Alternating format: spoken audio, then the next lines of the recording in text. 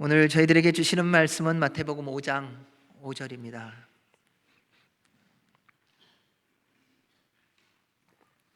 우리 같이 한 목소리로 크게 두 번 읽도록 하겠습니다. 함께 읽습니다. 시작.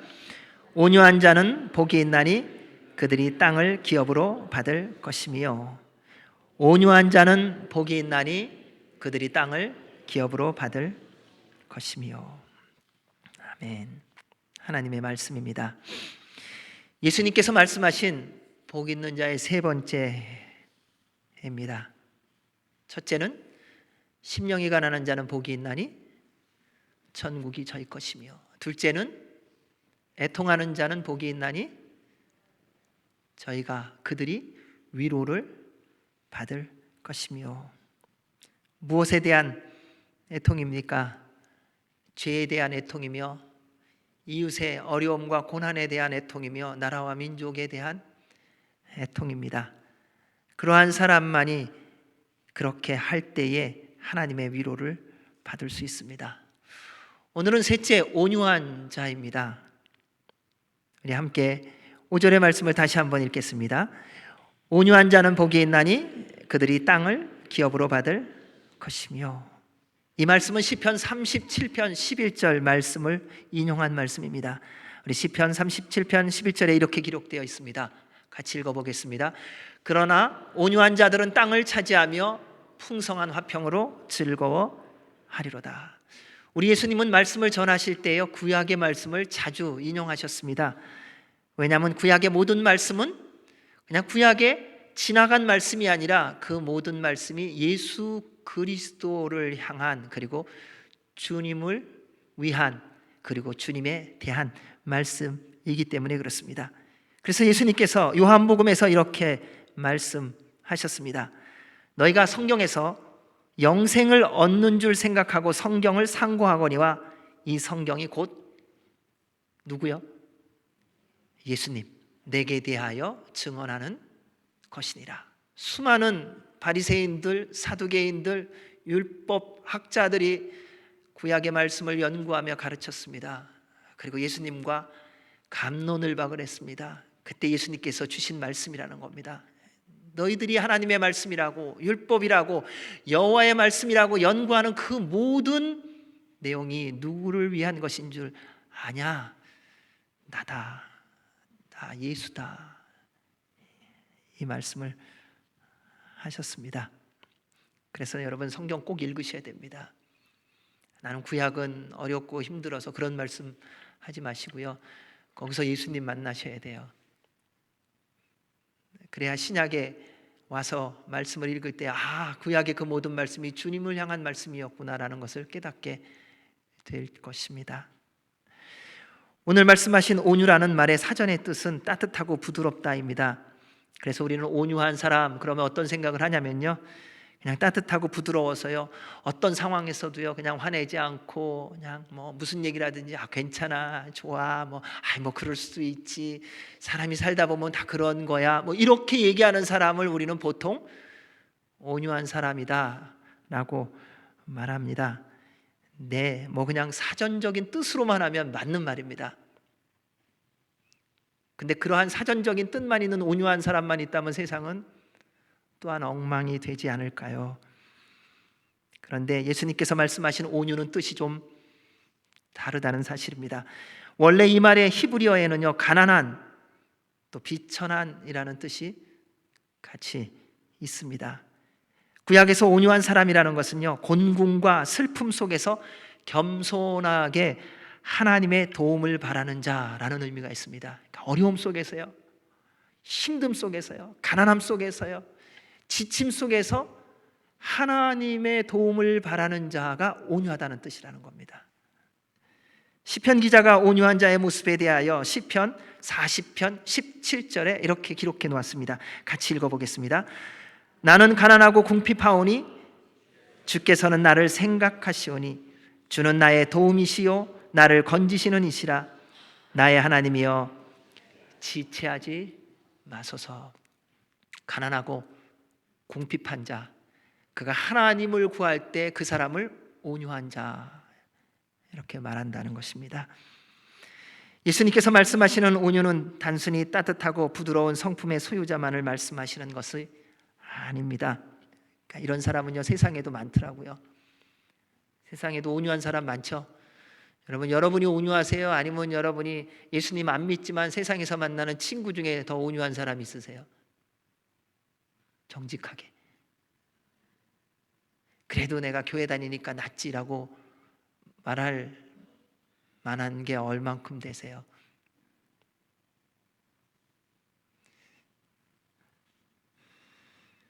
예수님께서 복 있는 자라고 하신 온유한 사람은 타고난 성품이 아니더라고요.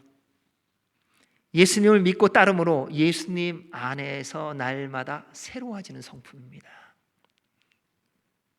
당신은 온유한 성품을 타고났어.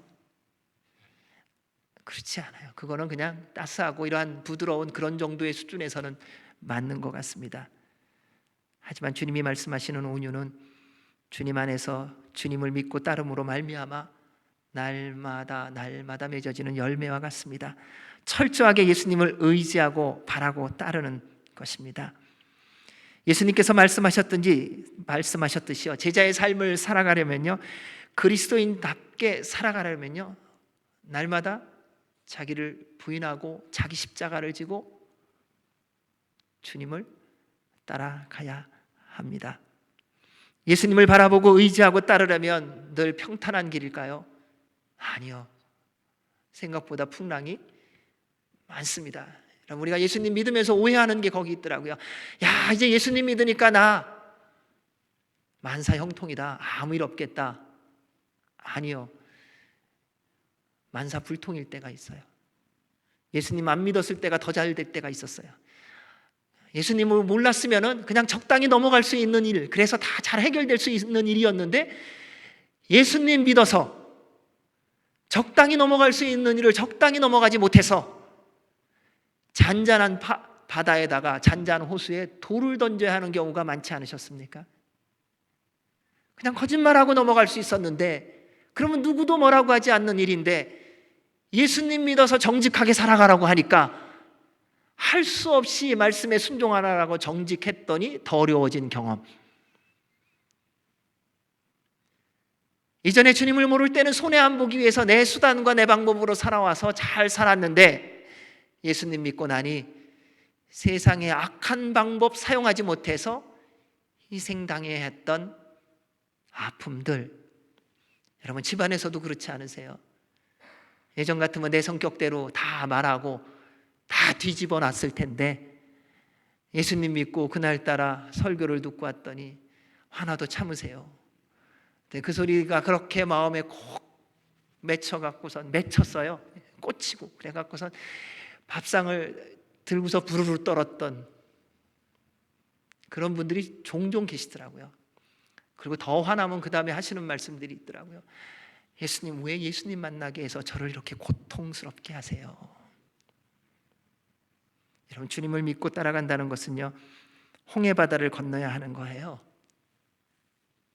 여러분, 주님을 믿고 따라간다는 것은요, 광야라는 길을 걸어가야 되는 거예요. 목이 말라서 물을 구해야 됩니다. 구름이 뜨면 같이 짐을 싸야 됩니다. 구름이 머무르면 내가 아무리 떠나고 싶어도 그 자리에 머물러야 합니다. 푸른 초장과 실만한 물가를 가기도 하지만 사망의 음침한 골짜기를 걸어갈 때도 있습니다. 아무도 걸어가 보지 않은 낯선 길을 걸어가기도 해야 합니다. 누구도 함께 가지 않는 그 길도 외롭고 고독하게 예수님이 말씀하셔서 그분만 바라보며 걸어가야 할 때가 있습니다. 이 모든 과정이 예수님만 의지하고 바라보며 순종함으로 나아갈 때에 거듭납니다. 그리고 다듬어져요. 그래서 맺게 해주시는 열매가 온유라는 열매예요. 이 온유라는 열매가요, 어느 날 뚝딱 교회 그냥 40년, 50년, 100년 다녔다고 맺혀지는 열매가 아니에요. 우리는 그냥 교회만 나오면 열매가 맺는다고요? 아니요. 여러분, 학교만 다니면 머리에 지식이 들어가나요? 노력을 해야지요. 애를 써야지요. 선생님이 말씀하신 것에 순종을 해야지요. 주님이 온유한 자가 복이 있다고 하셨을 때 그 온유함이 나의 것에 되는 열매가 되기 위해서는요, 주님의 말씀에 순종함이 있어야만 맺혀지는 열매예요. 그 온유한 사람의 대표적인 사람이 모세입니다. 그는 하나님의 명령에 따라 이스라엘 백성을 출애굽을 시킨 사람이죠. 모세가 하나님을 어떻게 만났는가 말씀을 보니까요, 40년 광야 생활하면서 지내다가 어느 날 양치다가요, 가시떨기 나무에서 불이 붙었는데 나무는 멀쩡하고 불이 타오르는 거예요. 너무 궁금한 거예요. 우리 하나님이 여러분을 부르실 때 그렇게 부르실 때가 있어요. 여러분이 궁금해하는 것을 보여주셔서 부르세요. 그러니까 신기해서, 그러니까 하나님 만나러 가는 거 아니에요. 예수님 만나러 가는 거 아니에요. 내 눈에 보이는 그 가시떨기의 불꽃이 신기해서 그리로 갔는데 그게 주님의 부르심이었어요. 모세는 하나님의 부름을 받고 이스라엘 백성을 출애굽시키라는 사명을 받았습니다. 그런데 처음에 모세의 하나님의 부르심에 대한 반응은 뭐냐면요, 노. 충분히 거절했습니다. 사랑하는 여러분, 하나님이 분명히 부르시는데 거절할 사람이 있나요? 네, 있어요. 여러분은 어떠세요? 지금까지 주님이 분명히 부르시지 않았기 때문에 적당하게 살아가세요? 아니면 주님이 부르셨는데 내가 사는 삶을 살고 싶어서 내가 원하지 않는 것에 대해서는 노라고 하셨어요? 우리는 보통 그런 말을 많이 하더라고요. 하나님이 말씀하시는데 제가 어떻게 거절해요? 주님이 명령하시는데 제가 어떻게 거부해요? 아니요, 우리는 멀쩡히 거절하고 거부 잘하더라고요. 기준은 딱 하나예요. 내 마음에 드느냐예요. 하나님도 내 마음에 안 들면요, 그분의 부르심에 우리는 전혀 갈등 없이 아닙니다, 사람 잘못 보셨습니다, 주님 괜찮으신 줄 알았는데 제대로 못 보시네요.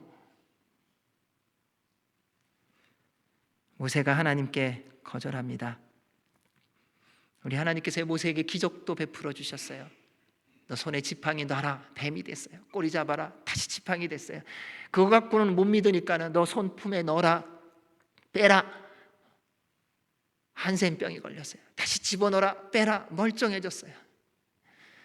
여러분, 우리가 주님을 따라가고자 결정했을 때에, 혹은 주님이 우리를 만나 주셨을 때 다 나름대로의 기적들을 경험하셨더라고요. 여러분이 갖고 있는 지팡이라고 하는 거 다 놓게 하셨는데 뱀이 됐어요. 꼬리를 잡아서 다시 지팡이가 됐어요. 그거 못 믿으니까는 여러분의 인생 가운데 또 다른 기적을 행해 주셨어요. 손을 집어넣고 빼니 한센병, 다시 집어넣고 빼니 멀쩡해졌어요. 아, 하나님이시구나라는 것을 확인시켜 주셨어요. 그런데 또 그분 앞에서 그분의 부름에 또 아니라고 말하는 것이 우리더라고요. 모세가 그런 모습을 보여주었어요. 그리고 그가 하나님 앞에서 어떻게 거절한 줄 아세요? 출애굽기 4장 10절에 이렇게 기록되어 있습니다. 모세가 여호와께 아뢰되, 오 주여, 나는 본래 말을 잘하지 못하는 자니이다. 주께서 주의 종에게 명령하신 후에도 역시 그러하니 나는 입이 뻣뻣하고 혀가 둔한 자니이다. 여러분, 하나님이 부르시는데 이 정도로 말 잘하는 사람이라면요, 이 뻣뻣하지도 않고요, 말 못하는 사람도 아니에요. 그 살아계신 하나님이 불꽃 속에서 부르시는데 그 하나님이 부르시는 부름에 이렇게 당당하게 얘기할 수 있을 정도면요, 말 굉장히 사실은 잘하는 거예요. 말 못하는 사람은요, 이런 말 자체가 없어요. 어떻게 말해야 될지에 대한 문장 구성이요, 얼마나 완전한지 몰라요. 그래, 일리 있구나, 논리적으로 맞구나, 그래, 네가 합당하지 않겠구나 라고 설득할 수 있을 정도의 말인 거예요. 여러분, 우리가 다른 사람에게 도움을 청할 때, 다른 사람이 도움 청할 때, 거절할 때 어떻게 청하세요? 버벅거리면서 도움 청함을 거절하는 사람은 없더라고요. 도와줄 때는 버벅거려요.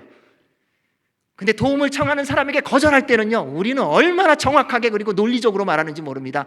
내가 당신을 도와줄 수 없는 이유는 1, 2, 3, 4 듣고 나면요, 아, 이분이 날 도와주면 안 되는구나 라고 내가 설득을 당해요. 그게 우리가 살아가는 삶의 모습이더라고요. 어느 누가 하나님의 부르심에, 그 사명에 거절할 수 있을까?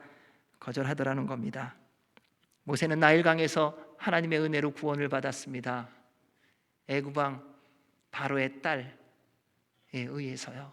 40년 동안 왕궁 생활을 했어요. 화려함과 물질의 풍요로움과 정치, 경제, 문화 모든 것을 다 배운 사람입니다. 그러한 그가 히브리 사람으로 자라며 어느 날 히브리 사람을 도와줬어요. 애국 병사를 한 명을 죽여 모래 속에 집어넣습니다. 그 다음 날 히브리 사람끼리 싸우자 모세가 말합니다. 왜 형제끼리 싸우냐고. 그때 그 히브리 사람이 말합니다. 내가 애국 사람 죽이듯이 우리를 죽이려느냐. 이때 바로 왕이 알게 되어서 모세가 광야로 도망가게 되었습니다. 모세는요, 도와준 이스라엘 사람들로 말미암아 광야로 내쫓임 받은 거나 마찬가지입니다. 도와주려고 했던, 그리고 도움받았던 사람이 죽음의 길로 몰아난 것입니다. 다시는 이스라엘 백성 보고 싶지 않았을 거예요. 아마 내가 살아온 인생이 다 헛거였지 않습니까? 지난 40년 동안 배우고 익힌 모든 것으로 내 형제, 내 민족을 도와주려고 했는데 그 형제, 그 민족이 나를 버렸으니까요. 40년이라는 시간이 지나면서 어느 정도 아물고 잊어버릴 만한 시간이 되었을지도 모르지요. 그만할 때 하나님께서 모세를 부르셨고 가장 놀라운 이스라엘 백성을 출애굽시키는 하나님의 사명, 하나님의 일을 감당하도록 맡겨주셨습니다. 사랑하는 여러분, 하나님의 부르심과 출애굽이라는 사명을 모세가 받아들인 후부터 모세가 다듬어지기 시작합니다. 지난 80년 동안 거칠게 마음대로 살았던 모세를 하나님이 80년을 기다리시고요, 81살부터 다루기 시작하시는 거예요. 그로 말미암아 철저하게 온유한 사람으로 변화되어 가고 있었습니다. 출애굽을 하는 동안에 모세가 구스 여인을 취한 적이 있습니다. 그때 누가 뭐라 그랬냐면요, 누나 미리암과 형 아론이 모세를 대하여 비방을 했습니다. 그들 나름대로 이유와 기준이 있었겠죠. 그런데 하나님 보시기에는 합당하지 않았다는 것입니다. 만약에 모세가 잘못한 것이라면 하나님이 심판하신다는 거예요. 그런데 누나와 형이 모세를 비방했습니다. 여러분, 비방과 그리고 원망과 불평과 나를 공격하는 사람은요, 먼 데 있지 않습니다. 나를 모르는 사람은 나를 공격할 수가 없어요. 나를 모르는 사람은요, 나한테 와서 원망하거나 불평할 수가 없어요. 다 나를 알아서 하는 거예요. 그래서 이렇게 싸움이 일어나는 건요, 원망하고 불평하고 이렇게 지적하고 판단하는 건요, 항상 가까운 데 있는 사람이에요. 남의 일하고는 상관없는 거예요. 내 일일 때에 그런 일이 벌어진다는 것입니다. 따라서 하나님의 부르심을 따라 사명을 감당할 때 이해할 만한 사람, 믿을 만한 사람이라고 여겨졌던 사람이요, 혹시 여러분 비방하고요, 판단하고요, 소문을 내고요, 억울하게 만들 때에 너무 힘들어하지 마세요. 누가 제일 힘들어하는 줄 아세요? 그렇게 하는 사람이 제일 힘들어해요. 본인이 어딘가선가 비방하는 사람, 어딘가선가 다른 사람의 말을 만들어내는 사람, 이런 사람이요, 자기가 그 일 당할 때 가장 힘들어해요. 근데 그렇게 하지 않는 사람은요, 그게 뭔지 몰라요. 그래서 화를 못 내요. 안 내는 게 아니라.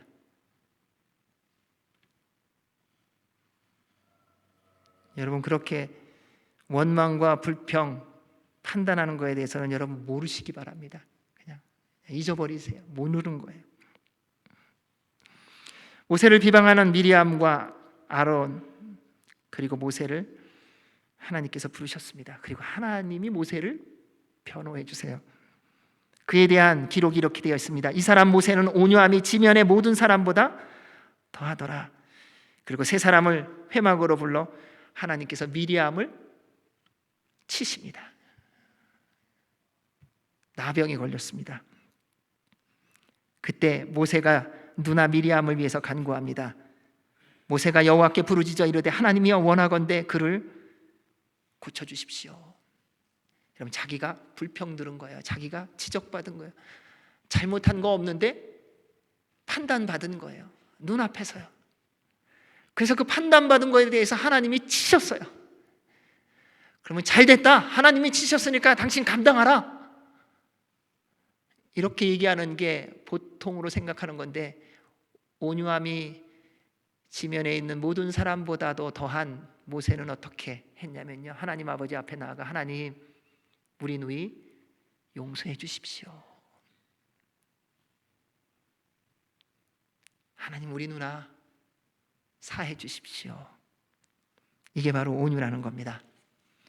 여러분, 온유한 사람을 저희들이 모세를 통해서 보기를 원하는데요, 첫째, 온유한 사람은요, 하나님만을 바라보고 의지하는 사람입니다. 모세는요, 어떤 상황 속에서든 하나님만을 바라보고 의지했습니다. 가족의 비방 들으면서 흥분하거나 반응하지 않았습니다. 오히려 하나님께서 반응했습니다. 이것이 온유한 사람의 특징이에요. 세상의 공격에 대해서요, 내가 반응하지 않는다는 겁니다. 세상이 무슨 공격을 해도 나는 그냥 가만히 있어요. 근데 누가 흥분하시느냐? 하나님께서. 여러분, 그게 온유한 사람이에요. 우리는 내가 조금만 손해보면은 난리가 나잖아요. 그런데 온유한 사람은요, 기가 막힌 무시를 당하고 멸시를 당하고 버림을 당하는데도 잠잠하고요, 대신 하나님이 화를 내세요. 내가 나의 사랑하는 아들에게, 내가 나의 사랑하는 딸에게 어떻게 하느냐. 사랑하는 여러분, 생각해 보세요. 누가 강해요? 여러분이 강하세요? 하나님이 강하세요? 근데 우리는요, 하나님보다 내가 강하다고 믿는 분들이 생각보다 많더라고요.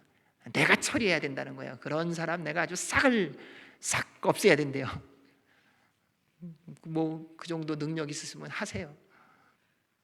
뿌리채 뽑아버리신대나요? 뽑으세요. 근데 온유한 사람은요, 하나님이 행하시는 것을 따라가더라고요. 그냥 주님께 모든 것을 맡긴다는 겁니다. 모든 상황 속에서 하나님만을 바라보고 의지하려면요, 인내해야 합니다. 절제해야 합니다. 말도 안 되는 일이 일어났을 때 흥분하지 않고요, 십자가 앞으로 나아가셔야 돼요. 옆에서 너 바보니? 너 그런 거 갖고 어떻게 반응을 안 하니? 그 정도 되면 화를 내는 게 맞는 거야. 아무리 무슨 말로 옆에서 나를 흥분시켜도요, 거기에 반응하지 않고 주님께로 달려나오는 사람이 온유한 사람이라는 거예요. 당한 것은 내가 당한 거예요. 그런데 풀어주시는 분은 하나님이시라는 거예요. 죽임은 내가 당했어요. 그러나 살려주시는 분은 하나님이시라는 겁니다. 이것은요, 하나님을 온전히 믿을 때에만 가능합니다. 그래서 온유한 사람은요, 거듭난 사람입니다. 물과 성령으로 거듭난 사람은 어떤 시련과 환난이나 고난 속에서도 오직 성삼일체 하나님만을 바라보며 의지하는 사람이지요. 요셉이라는 인물도 잘 아실 겁니다. 그는 야곱의 11번째 아들이었습니다. 아버지 사랑으로 인해 형들에게 미움을 받았어요. 그 미움이라는 게 얼마나 무서운지요. 형들이 미디안 상인들에게 그 동생을 팔아버렸어요. 노예로. 여러분, 그게 미움이에요. 여러분 안에 혹시 미움이 있으면요, 빨리 예수님의 보혈의 피로 씻음 받으시고요, 성령님의 불로 태우시기 바랍니다. 이 정도 내가 해결할 수 있어 천만에요. 그 믿음 때문에 누군가를 죽이는 날이 와요. 미움이요, 그 미움 때문에요. 그 미움이 동생을 팔았어요. 상상이나 할 수 있는 일입니까? 요즘에 일어나는 세상의 일들을 보십시오. 지나가는 사람에게 총을 쏩니다. 왜요? 미움 때문에요. 부모를 죽입니다. 왜요? 미움 때문에요. 자녀를 죽입니다. 왜요? 미움 때문에요. 수많은 만남들이 깨어집니다. 뭐 때문에요? 미움 때문에요. 아주 사소한 것 같은 겨자씨만한 미움 같은데 그게 크게 자라갔고요, 어마어마한 죄악을 행하게 한다는 것입니다. 그런데 우리 요셉은요, 그렇게 노예로 팔렸는데 아무 불평이 없습니다. 열심히 살아가요. 온유한 사람의 특징을 또 보여요.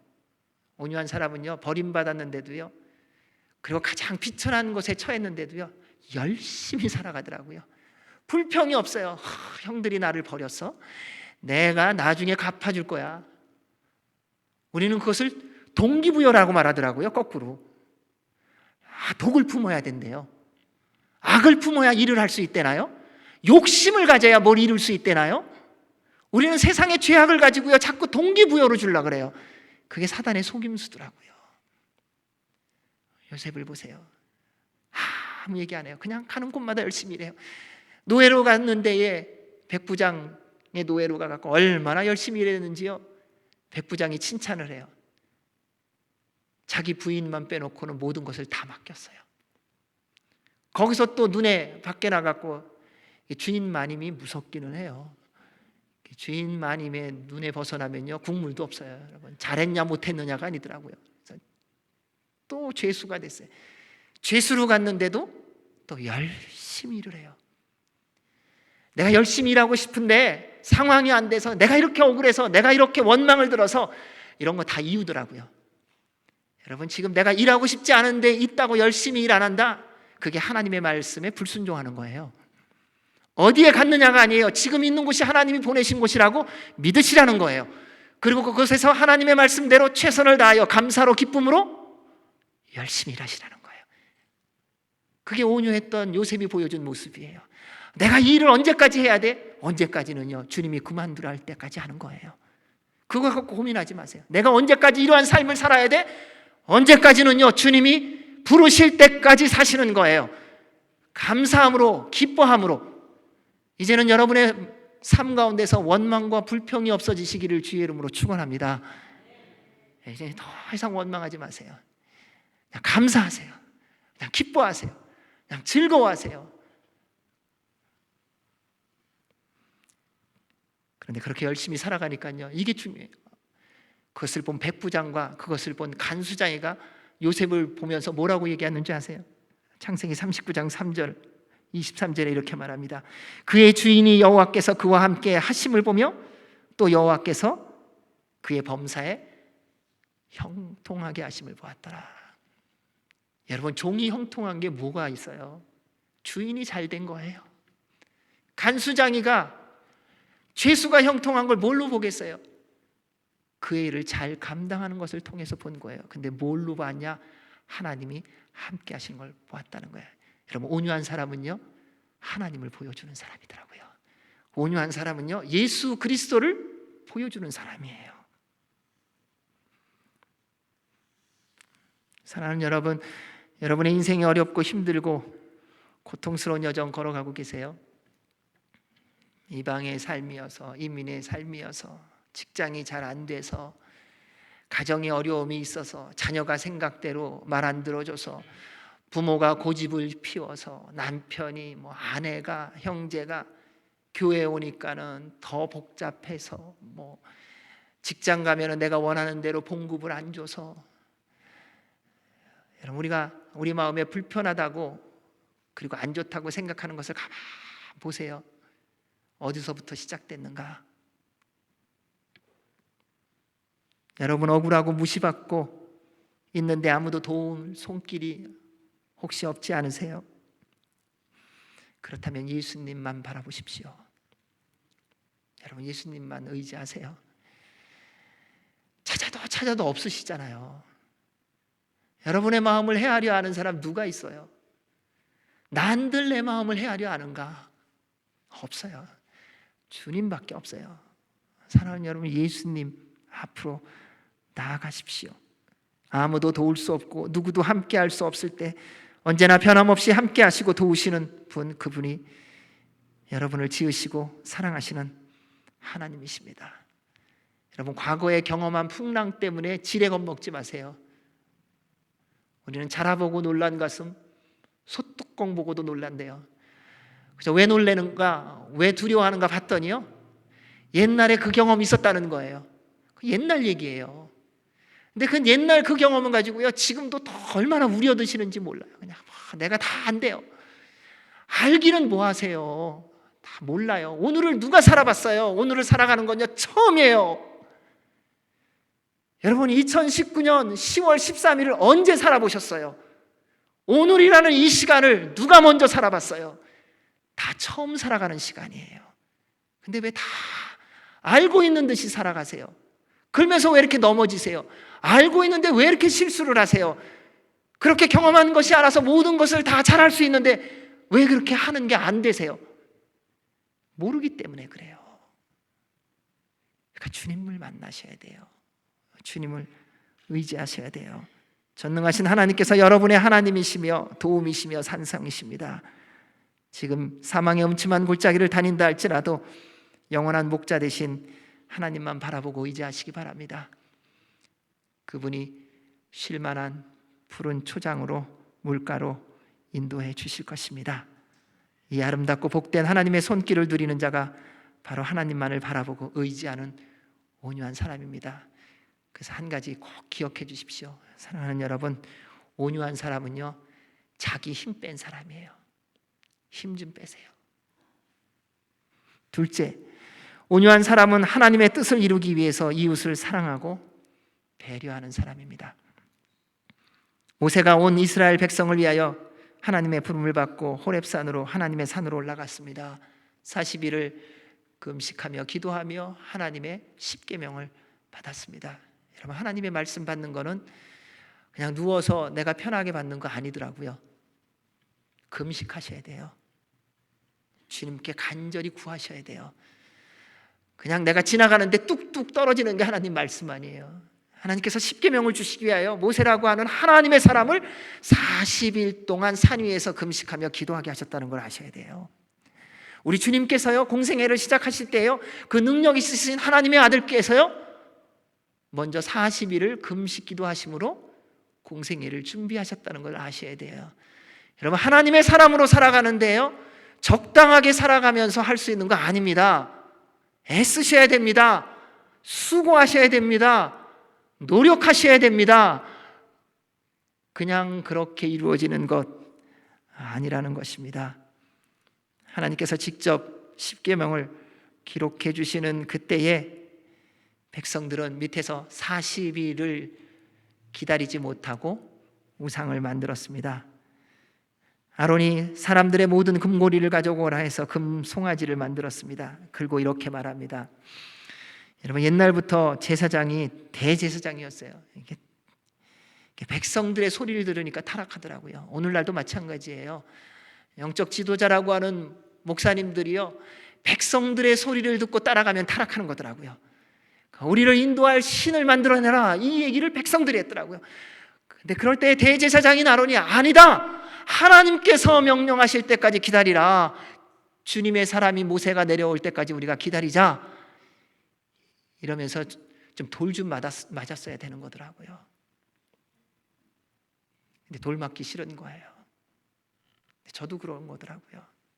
저도 돌 맞기 싫더라고요. 왜? 아파요. 돌 맞아 보니까요. 그런데 하나님의 말씀대로 순종하며 살아가려면요, 돌을 맞아야 되더라고요. 화살을 맞아야 되는 거예요. 피를 흘려야 되는 거예요. 우리가 주님의 사람답게 살아가려면 희생이라는 돌을 맞는 거더라고요. 대제사장이 우상을 만들어 놓고 말합니다. 이는 너희를 애굽 땅에서 인도하여 낸 너희의 신이로다. 오늘날 목사들로 말미암아 이러한 일들이 얼마나 많이 생기는지요. 어쩌면 저도 여러분에게 이렇게 어떠한 우상을 만들어 놓고 우리 하나님이다라고 거짓말할지도 모르겠어요. 여러분, 우리 그렇게 되면 안 됩니다. 그렇게 되면 우리 다 망하는 거예요. 다 죽는 거예요. 하나님께서 산 위에서 다 보고 들으셨습니다. 그리고 모세에게 말씀하시더라고요. 출애굽기 32장 9절 10절에서 같이 읽습니다. 시작. 여호와께서 또 모세에게 이르시되 내가 이 백성을 보니 목이 뻣뻣한 백성이로다. 그런즉 내가 하는 대로 두라. 내가 그들에게 진노하여 그들을 진멸하고 너를 큰 나라가 되게 하리라. 하나님이 너무 화가 나셨어요. 그래서 모세에게 제안하시는 거예요. 내가 이 백성을 보니 이 백성 썩었다. 도무지 돌아올 길이 없다. 모세야, 내가 이 백성들 다 쓸어버리고 너하고 나하고 다시 시작하자. 여러분, 얼마나 그럴듯한 제안이에요. 얼마나 좋은 제안이에요. 그동안 오면서 이스라엘 백성들 때문에 모세의 마음이 얼마나 문드러졌겠어요. 말 들은 사람 몇 명이나 했나요? 뭐 하자 그러면 다 반대했어요. 나가자 그러면요, 뭐 이게 안 되고 저게 안 되고, 무슨 이유가 그렇게 많은지. 200만 명이 200만 명의 소리를 했으니 모세의 마음이 얼마나 힘들었겠어요. 그러한 그에게 하나님의 이 제안은 얼마나 매력적인 걸까요? 네, 하나님, 그래요. 저도 속상해서 죽을 뻔했어요. 제가 겨우겨우 이 산에 올라왔지요. 저도 싹 쓸어버리고 싶어요. 그런데 하나님이 그 말씀하실 때에 모세가 뭐라 그러냐면요, 하나님, 안 돼요. 하나님, 안 돼요. 하나님 약속하셨잖아요. 우리 조상 아브라함과 이삭과 야곱을 통하여 이 백성을 하늘의 별과 같이, 바다의 모래알과 같이 풍성케 하시기로, 복되게 하시기라고 약속하셨잖아요. 하나님이요, 모세를 통하여 하나님이 약속하신 그 말씀을 기억하는 모세의 고백에 하나님이 마음을 돌이키세요. 여러분, 하나님의 온유한 사람은요, 진노가 임할 때 그 하나님의 그 진노를요, 하나님의 약속의 말씀을 가지고 나아가 돌이키는 사람이에요.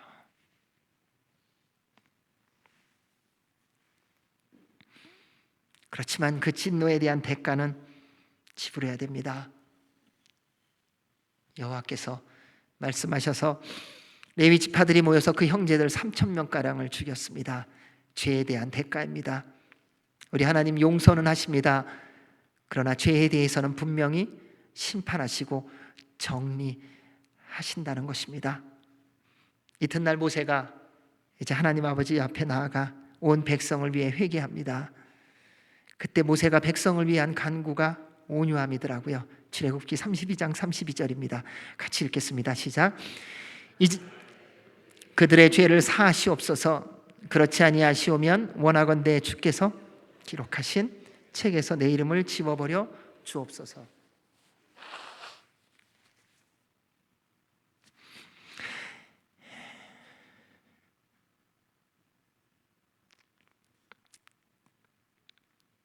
이 말씀을 읽으면서 제가 얼마나 죄인인지, 저는 아직은 여러분의 죄 때문에 제가 생명책에서 지워지고 싶은 마음은 없더라고요. 보니까요, 이게 아직 죄인이구나, 거기까지 가야 되는 건데, 그것이 목자인데, 목자는 자기 생명을 버린다고 했는데, 근데 별로 버리고 싶지 않더라고요.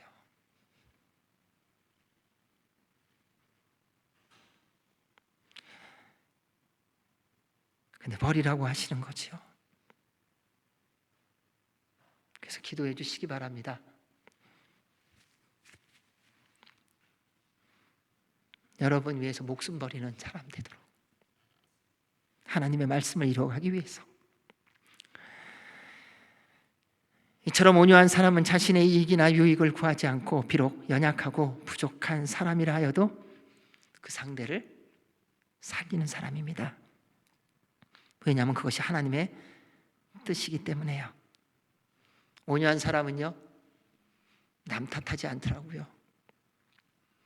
모든 잘못, 아론과 백성에게 있는 거 분명히 모세가 말하더라고요. 형님 왜 그러셨어요? 말하더라고요. 하나님의 사람으로서 왜 그러셨어요? 모든 백성에게도 말하더라고요. 너희들이 모두 다 하나님께 죄를 지었다. 백성들에게는 분명히 죄 지은 거에 대해서 말하더라고요. 그런데 돌아서 하나님 앞에 나아가서는 용서를 구하더라고요. 하나님, 이 백성을 용서해 주십시오. 저들이 몰라서 그랬습니다. 하나님, 생명책에서 저를 지워도 이 백성들 용서해 주십시오. 그것이 온유한 사람이더라고요. 하나님의 진노 앞에서요, 나는 그 일에 몰라, 나는 산에 있었는데 나는 하나님과 같이 있었는데, 난 계명받고 있었는데 나는 모르는 일이야, 다 저들의 일이야 하고 빠져나가지 않더라고요. 여러분, 하나님의 사람은요 책임질 줄 아는 사람이더라고요. 온유한 사람은요 책임질 줄 아는 사람이더라고요. 분명히 그 잘못한 현장에 내가 없었지만, 그러나 내가 가족으로서, 내가 믿음의 공동체로 한 식구로서, 리더로서, 직장의 주인으로서, 나라의 지도자로서 책임을 질 줄 아는 사람이 온유한 사람이더라고요.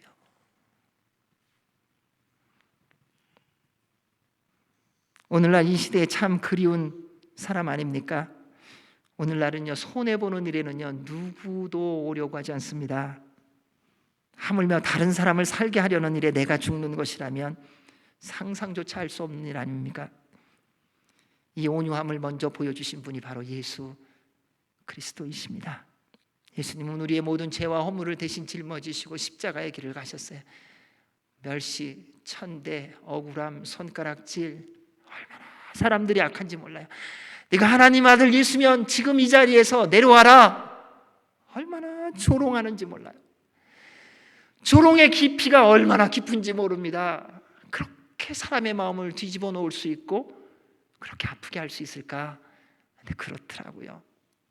그런데 온유하신 예수님은요 그 소리를 다 들으면서 침묵하세요. 왜요? 우리를 살리시려고요. 하나님의 뜻을 이루시기 위해서요. 그래서 우리에게 영원한 생명을 주셨습니다. 온유한 사람이 그립지 않으세요? 여러분, 복된 사람, 그리고 복된 삶을 살아가고 싶지 않으세요?